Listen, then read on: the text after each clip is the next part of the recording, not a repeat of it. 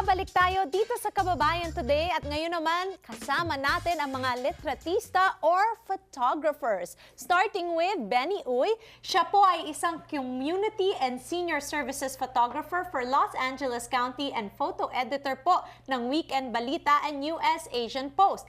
He developed his passion for photography when he served as a photographer at his mother, Luz Uy's social and church events.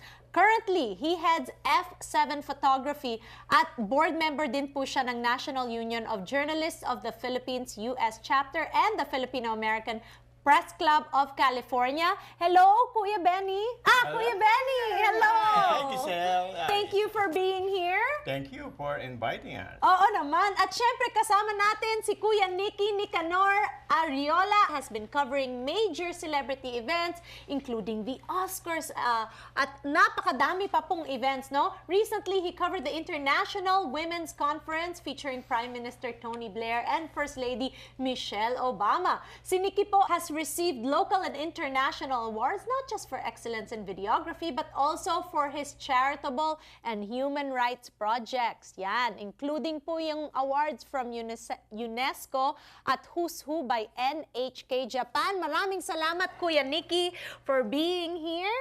Pag-uusapan natin ang inyong mga photographs, but last but not least, kasama naman natin si businessman at car enthusiast, si Kuya Romy Balboa.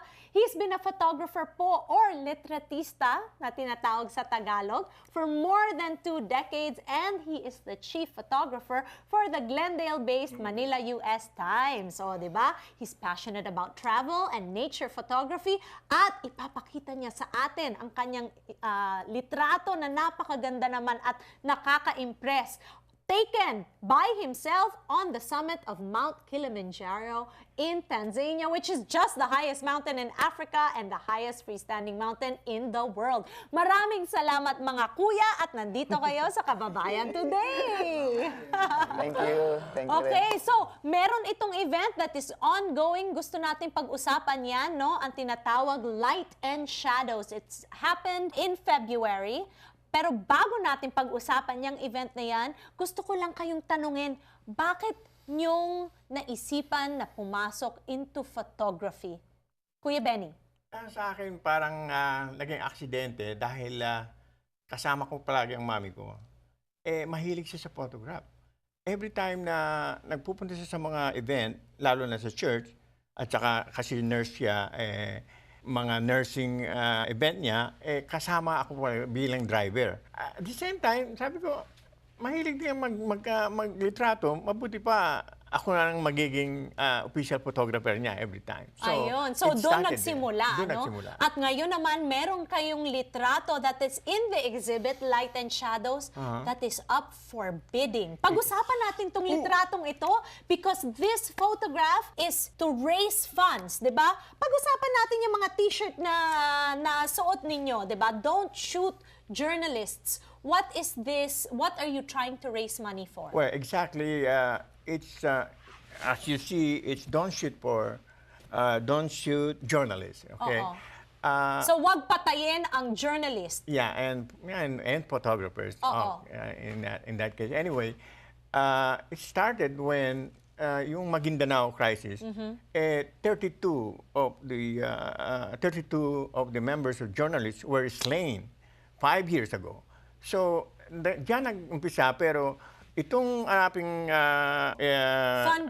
fundraising event, photo exhibit nito, is not only for those who were part of that, but lahat ng mga orphan naiwanan ng mga yan doon sa Pilipinas. Okay. Pag-usapan natin itong litrato mo, up for bidding. Nagsimula siya ng $600.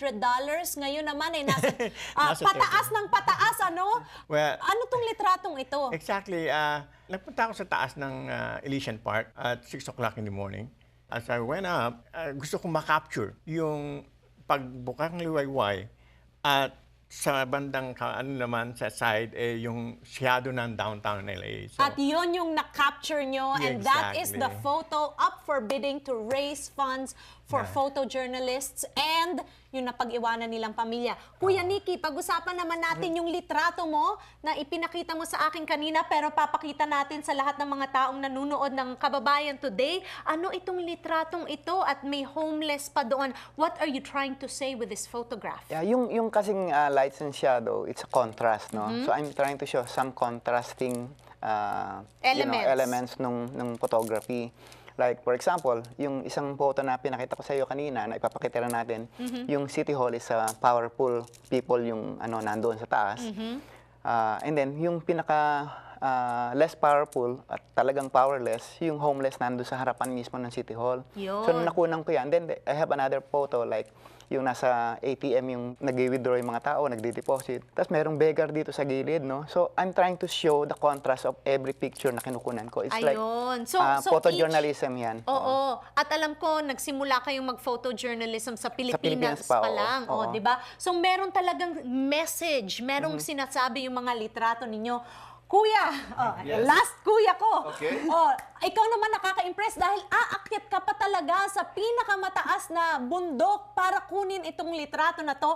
Pagbalik natin dito sa Kababayan Today, pag-uusapan natin yan dahil napaka-passionate nyo talaga sa photography just to do this, no? We'll be right back on Kababayan Today kasama ko mga kuya ko from F7. Don't go away, we'll be right back.